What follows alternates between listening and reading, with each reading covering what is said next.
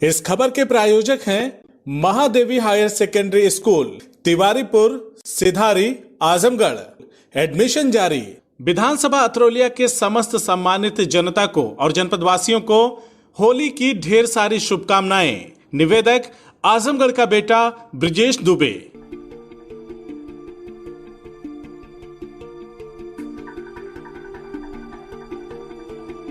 हरदोई से हुई थी होली की शुरुआत, यहीं जली थी होलिका।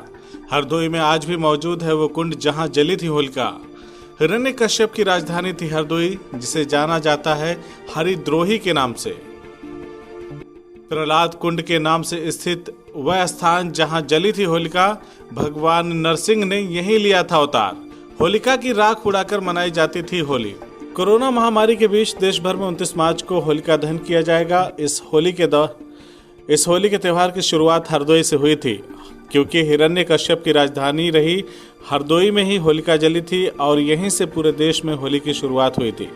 उत्तर प्रदेश में एक जिला है हरदोई। हरदोई में ही आधुनिक होली के बीज इसी शहर में पड़ी थी। आज की हरदोई को तब हिरण्यकश्यप की नगरी के नाम से जाना जाता था।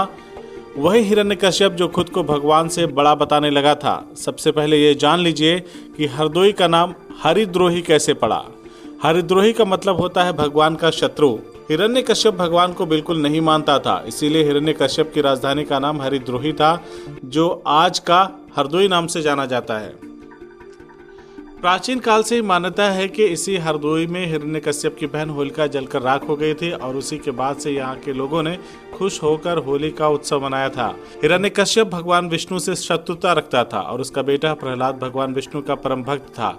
इसी बात को लेकर पिता हिरण्यकश्यप पुत्र प्रहलाद से नाराज रहता था। हिरण्यकश्यप ने अपने बेटे प्रहलाद को प्रताड़ित करने के लिए कभी उसे ऊंचे पहाड़ों से गिरवा दिया तो कभी जंगली जानवरों से भरे वन में उसे अकेला छोड़ दिया। पर प्रहलाद की ईश्वरीय आस्था टस से मस न हुई और वो हर बार ईश्वर की कृपा से सुरक्षित बच निकला। जब हिरण्यकश्यप को कोई उपाय नहीं सूझा तो उसने अपनी बहन होलिका को बुलाया और प्रहलाद का वध करने के लिए कहा। होलिका को आग में न जलने का वरदान मिला था। हिरण्यकश्यप ने बहन होलिका से बेटे प्रहलाद को लेकर अग्निकुंड में बैठने के लिए कहा, जिससे प्रहलाद जलकर भस्म हो जाए। लेकिन भगवान की कृपा से हुआ उल्टा, यानी कि होलिका जब प्रहलाद को लेकर अग्निकुंड में बैठी तो उनकी शक्ति कमजोर पड़ गई। होलिका खुद जलकर राख हो गई और भक्त प्रहलाद बच गए। हरदोई में आज भी वो कुंड मौजूद है जहां होलिका अपने भतीजे प्रहलाद को लेकर अग्नि में बैठी थी। होलिका के जलने के बाद भगवान विष्णु ने नरसिंह का अवतार लिया और हिरण्यकश्यप का वध कर दिया। होलिका के जलने और हिरण्यकश्यप के वध के बाद लोगों ने यहाँ होलिका की राख को उड़ाकर उत्सव मनाया। कहा जाता है कि मौजूदा वक्त में अबीर गुलाल उड़ाने की परंपरा की शुरुआत यहीं से शुरू हुई। उम्मीद है कि बुराई पर अच्छाई की जीत का प्रतीक है। ये हरदोई शहर हिरण्यकश्यप की राजधानी, भक्त प्रहलाद का जन्म स्थान और यह स्थान श्रवण देवी नाम से विख्यात है। माँ सती का कान गिरा है, इस कारण ये देवी भागवत में 529वां नाम है। इस कुंड में हिरण्यकश्यप ने पुत्र को मारने की चेष्टा से फेंका और भगवान की कृपा से बचा।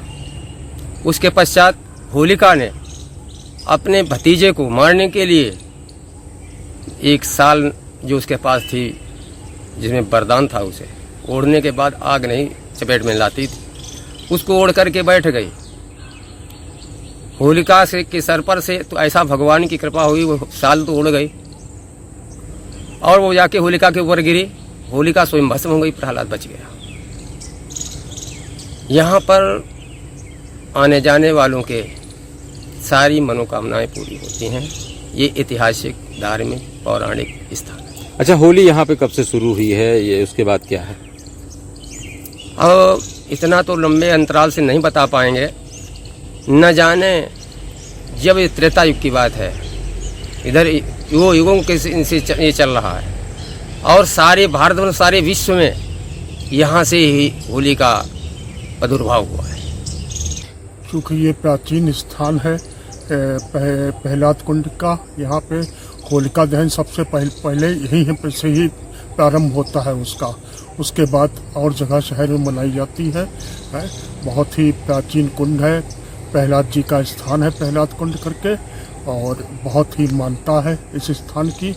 और क्या नाम है आपका? मेरा नाम रविन्द्रनाथ सेठ है, मैं संचालक हूँ यहाँ मंदिर का।